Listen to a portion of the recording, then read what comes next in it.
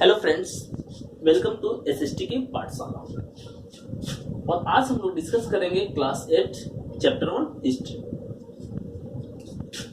Indian history को कितने part में डिवाइड किया गया है? इंडियन हिस्ट्री को 3 पार्ट में डिवाइड किया गया है। ठीक है, first ancient history, second medieval history और थर्ड मॉडर्न हिस्ट्री।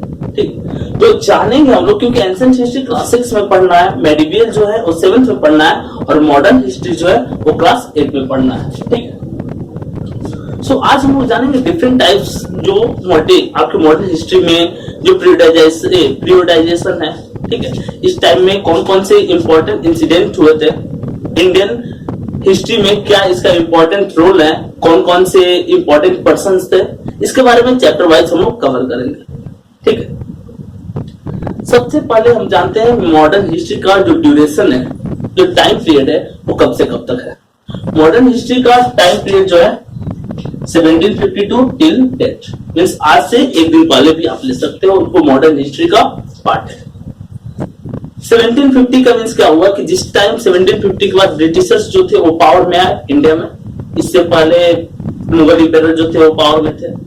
सो ये मॉडर्न हिस्ट्री का पार्ट है। इसमें हम लोग ब्रिटिशर्स के एडमिनिस्ट्रेटिव मेथड्स, उसके इन्फ्लुएंस, उसका रूलिंग ऑथोरिटी, ठीक है, उसके डेवलपमेंट प्रोग्राम्स, उसका सिविलाइजेशन प्रोसेस, इसके बारे में जानेंगे। ठीक, क्योंकि बहुत सारे ब्रिटिशर्स हिस्टोरियंस ये दावा करते हैं कि इंडियन सिविलाइज नहीं थे और वो इंडियन को सिविलाइज किए। ठीक है, सो जानेंगे कि क्या इंडियन रियल में सिविलाइज नहीं थे, कि कौन कौन सी नई टेक्नोलॉजी जो है वो इंडिया में ब्रिटिशर्स इंट्रोड्यूस किए। Historians we are fascinated with dates. Historians क्या करते हैं कि सबसे इंपॉर्टेंट पॉइंट उनके लिए रहता है डेट्स, कि किस टाइम में कौन से इंपॉर्टेंट इंसिडेंट हुआ है। ठीक है, ये इंपॉर्टेंट रीजन है। इसके बाद history is about change that occur over time.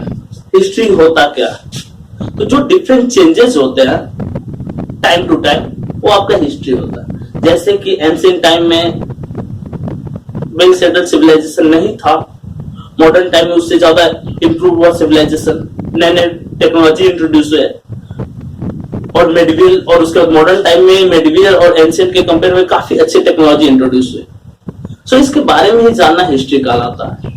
उस टाइम पीरियड में कौन सा रूलर रूल करता था, उसका एडमिनिस्ट्रेटिव मेथड क्या था, ये हिस्ट्री का पार्ट होता है। हिस्ट्री पढ़ा इसलिए भी जाता है ताकि हम जो पास्ट में गलती किए हैं वो फिर फ्यूचर में न करें। ठीक है, सो बोला कि history is about changes that occur over time. History क्या होता है, तो चेंजेस को डिराइव करता है जो टाइम टू टाइम होता है। ठीक है, it is an account of battles and big events. History में किस चीज का डिटेल दिया रहता है। एक और इंपॉर्टेंट टर्म जो हम लोग प्रीवियस चैप्टर्स में डिस्कस कर चुके हैं प्रीवियस क्लास के, हिस्ट्री जो था वो रूलिंग क्लास की लिखी जाती थी। हिस्ट्री जो थी वो रॉयल फैमिली मेंबर की लिखी जाती थी। हिस्ट्री कभी भी मिडिल क्लास फार्मर्स हो गए, आर्टिसंस हो गए, इनकी नहीं लिखी जाती थी। इनके पास रिटन रिकॉर्ड्स नहीं होता था, ये बैटल नहीं लड़ते थे, इनका लाइफ स्टाइल नहीं था, ये मॉन्यूमेंट्स नहीं बनवाते थे। ठीक है, और हिस्ट्री किन के बारे में लिखी जाती थी, तो रूलिंग क्लास के बारे में लिखी जाती थी। बड़ी बैटल जो होते हैं उसको डिराइव किया जाता था, बड़े बड़े जो इवेंट्स हैं उसको हिस्ट्री में डिराइव किया जाता था ड्यू टू टाइम के साथ। It is about ruler and there policies. History किस चीज को बताता है, हिस्ट्री जो है वो रूलर के बारे में बताता है कि डिफरेंट टाइम में कौन कौन से रूलर रहे। जैसे कि एंशिएंट हिस्ट्री में मॉडर्न डायनेस्टी के डिफरेंट रूलर के बारे में हम लोग जाने, मेडिवल हिस्ट्री में डिफरेंट राजपूत रूलर्स के बारे में जाने, मुगल रूलर्स के बारे में जाने, और मॉडर्न हिस्ट्री में ब्रिटिशर्स के बारे में जाने। तो हिस्ट्री क्या करता है, तो रूलर के बारे में बताता है, उनकी पॉलिसी के बारे में बताता है कि कैसा उनका पॉलिसी है, कैसी एडमिनिस्ट्रेटिव मेथड है। ठीक है, historians wrote about the year a king was crowned. बोला है कि हिस्टोरियंस ये भी लिखते हैं, ये भी बताते हैं कि राजा कब गद्दी पर बैठा, कब मुकुट धारण किया। ठीक है, बोला कि द ईयर ही मैरिड, किस साल उसकी शादी, मींस राजा के लाइफ से जो रिलेटेड चीजें थी वो हिस्टोरियंस डिराइव करते हैं। कभी भी कॉमन पीपल की लाइफ स्टाइल को नहीं लिखी जाती है। ठीक है, the year he had a child, कब उनका बच्चा जन्म लिया। A year he fought a particular war, बोला है कि किस साल वो बड़ी लड़ाइयां किए, इस चीज को भी डिराइव किया जाता है हिस्ट्री में। ठीक है, बोला कि द ईयर ही डाइड, किस साल मरे, the year the next ruler succeed to the throne, राजा गद्दी पर कब बैठा, राजा की शादी कब हुई, राजा कौन कौन से बड़े बैटल लड़े, राजा का बेटा कब जन्म लिया, ठीक है, राजा मरा कब, और राजा के मरने के बाद नया उसका जो सक्सेसर है वो कब रूल किया, इन सब चीजों के बारे में डिराइव रहता है हिस्ट्री में। ठीक है, डेट्स, हम लोग जानते हैं कि हिस्ट्री का मीनिंग क्या है, हिस्ट्री का मीनिंग हम लोग डेट कहेंगे। ठीक है, क्योंकि डेट के थ्रू ही हम लोग जानते हैं, पीरियडाइजेशन के थ्रू ही जानते हैं कि कौन कौन से इंपॉर्टेंट इंसिडेंट कब कब हुए हैं। The dates we select and compose our story of the past are not important. बोला है कि डेट्स जो हम सेलेक्ट करते हैं वो इंपॉर्टेंट नहीं, लेकिन जो डेट दिया रहा है, डिराइव किया हुआ है, वो इंपॉर्टेंट होता है। एग्जाम्पल के लिए हम लोग लेते हैं कि पानीपत का फर्स्ट बैटल जो है 1526 में हुआ। ठीक है, सो 1526 इंपॉर्टेंट है, किस चीज से रिलेटेड है, तो पानीपत का फर्स्ट बैटल से रिलेटेड है। ठीक है, बैटल ऑफ प्लासी कब हुआ, तो 1757 हुआ बैटल ऑफ प्लासी। तो डेट्स इंपॉर्टेंट है कि किस ईयर में कौन सी बड़ी घटनाएं हुई हैं, एक डेट्स में इजिली डिराइव रहता है डेट्स के अकॉर्डिंग, तो हम हिस्ट्री को इजिली जान पाते हैं। जैसे कोई भी बच्चा हिस्ट्री पढ़ता है तो उसके लिए, और आप पूछिएगा कि हिस्ट्री आपको क्यों बोरिंग लगता है, वो लगेगा इसमें डेट्स है। ठीक है, डेट्स याद करना पड़ता है, हाँ डेट्स है, विदाउट डेट्स जो है आप हिस्ट्री को नहीं अच्छा से जान सकते। ठीक है, जैसे कि एक पॉइंट देते हैं आपको कि ईस्ट इंडिया कंपनी जो ब्रिटेन की कंपनी थी, ठीक है, और वो ब्रिटेन से मोनोपोली राइट लेकर के आई थी इंडिया में, क्या करने, ट्रेडिंग करने। मोनोपोली राइट मींस एकाधिकार, कि ब्रिटेन से मोनोपोली राइट लेकर के आए थे कि ब्रिटेन से एक ही कंपनी इंडिया और उसके सब कॉन्टिनेंट एरिया में रूल करेगी, वो ईस्ट इंडिया कंपनी है। कब आई थी, 31 दिसंबर 1600 में ईस्ट इंडिया कंपनी इंडिया में आई थी। ठीक, हाउ डू वी प्रियोडाइज, बोला कि कब प्रियोडाइज किया गया इसको। ठीक है, प्रियोडाइजेशन काफी ज्यादा इंपॉर्टेंट है। अब एक चीज जानते हैं कि एक इंपॉर्टेंट हिस्टोरियन जो कि ब्रिटिशर्स थे, उनके अकॉर्डिंग इंडिया के बारे में वो क्या सोचते हैं। ठीक है, जिनका नाम था James mill, published a massive 3 volume work. बोला है कि उन्होंने 1817 में एक बुक पब्लिश की, और उस बुक में क्या था, history of a British India. 1817 में जो बुक पब्लिश किए थे जेम्स मिल, उसमें इंडिया के बारे में डिराइव था। इंडिया को उसने 3 पार्ट में प्रियोडाइज किया, हिंदू, मुस्लिम और ब्रिटिश। एंशिएंट टाइम में, या हम कहेंगे कि हाफ मेडिवल पीरियड में हिंदू रूलर इंडिया में रूल करते थे। ठीक है, हाफ मेडिवल पीरियड के बाद मुस्लिम रूलर्स, दिल्ली सल्तनत, मुगल एम्पायर रूल करता था, और मॉडर्न टाइम में ब्रिटिशर्स इंडिया पे रूल करते थे। तो जेम्स मिल के अकॉर्डिंग इंडिया को उन्होंने 3 पार्ट में ऐसे डिराइव किया। ठीक है, James Mill thought all Asian societies were at a lower level of civilisation than Europe. पूरे यूरोपियन हिस्टोरियंस क्या सोचते थे कि इंडिया और इंडिया के साथ साथ जो कंट्री है, ठीक है, एक प्रॉपर सिविलाइज नहीं है, लोअर लेवल ऑफ सिविलाइजेशन है। नहीं यहाँ पे लिटरेसी रेट अच्छा है, नहीं यहाँ पे लोगों का कपड़ा पहनने का ढंग अच्छा है, नहीं वो फूड आइटम्स अच्छा खाते हैं, नहीं वो अच्छे घर में रहते हैं, नहीं प्रॉपर हेल्थ फैसिलिटीज अवेलेबल है। सो बेसिक फैसिलिटीज का अभाव है। ठीक है, वेल सिविलाइज्ड नहीं है। एक जेम्स मिल के साथ साथ जो जितने भी ब्रिटिशर्स हिस्टोरियंस थे, उनका एक थॉट था। ठीक है,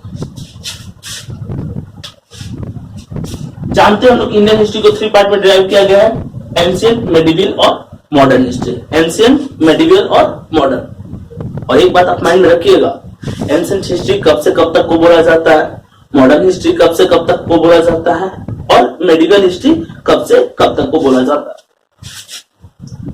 British thought Indians were divided into caste, creed and religion. ठीक है, ब्रिटिशर्स का मानना था कि इंडियंस जो है वो डिवाइड है। ठीक है, किस बेस पे डिवाइड है, रिलीजन के बेस पे डिवाइड है, कास्ट के बेस पे डिवाइड है, क्रीड के बेस पे डिवाइड है। ठीक है, लोअर क्लास, अपर क्लास, वर्णाश्रम सिस्टम है यहाँ पे, इक्वालिटी जैसी चीजें यहाँ पे नहीं है। और इंडिया के पीछे जाने में ब्रिटिशर्स का थॉट था कि ये इंपॉर्टेंट रीजन है, ठीक है। British rule represent all the force of process and civilisation. James Mill और जो डिफरेंट हिस्टोरियंस थे उनका मानना था कि कास्ट, क्रीड और रिलीजन से हट करके ब्रिटिशर्स ने इंडिया का डेवलपमेंट किया, सिविलाइजेशन प्रोसेस को उन्होंने वेल सेटल्ड किया, ठीक है। British come to conquer the country and establish their rule. British India में आए, ठीक है, और इंडिया में आकर के कंक्वेयर किए। ये चीज जानते हैं, यहाँ पे एक पॉइंट किए थे 31 दिसंबर 1600 को ब्रिटिशर्स जो थे वो इंडिया आए थे, ठीक है। टाइम पीरियड जो था वो अकबर का ही था, लेकिन उस टाइम जहांगीर राज्य ये सब देखता था, तो जहांगीर के दरबार में आया था और जहांगीर से परमिशन लिए किस चीज के लिए, ट्रेडिंग के लिए।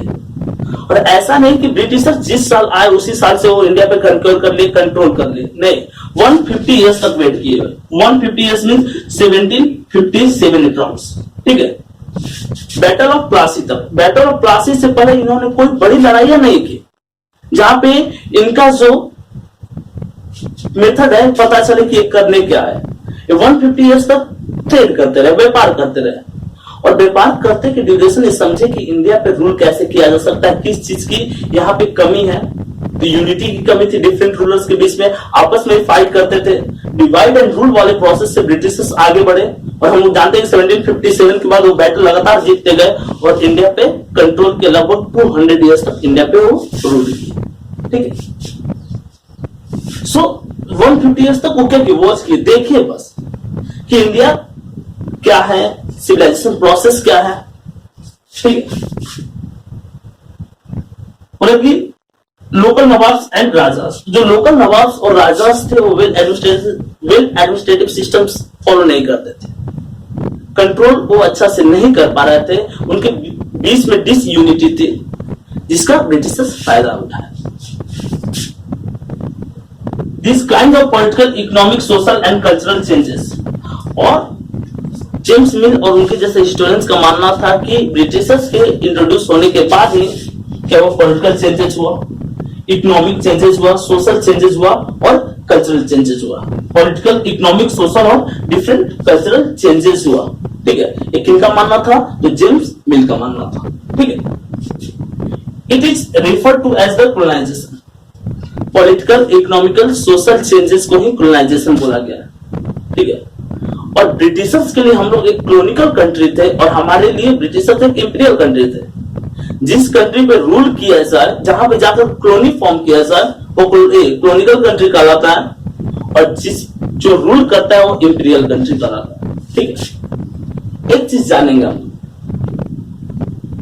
बस ब्रिटिश ही नहीं, ब्रिटिशर्स के साथ साथ और भी डिफरेंट कंट्री के जो ट्रेडर्स थे वो इंडिया में आए थे। मेनली 5 ट्रेडर, 5 यूरोपियन कंट्री के ट्रेडर्स जो थे वो इंडिया में आए थे, ठीक है। जानेंगे कि वो कौन कौन से 5 कंट्री वाले थे जो इंडिया में आए थे। सबसे इंपॉर्टेंट कि इंडिया में ही वो क्यों आए, क्यों ज्यादा इंडिया तक अट्रैक्ट हो रहे थे ऐसे traders, European traders. Important reason था कि इंडिया के पास रिसोर्स काफी ज्यादा था than to different country. India पर सोने की चिड़िया कही जाती थी। सो रिसोर्स ज्यादा होने के चलते यूरोपियन कंट्री जो थे अट्रैक्ट होते थे इधर इंडियंस की तरफ, ठीक है।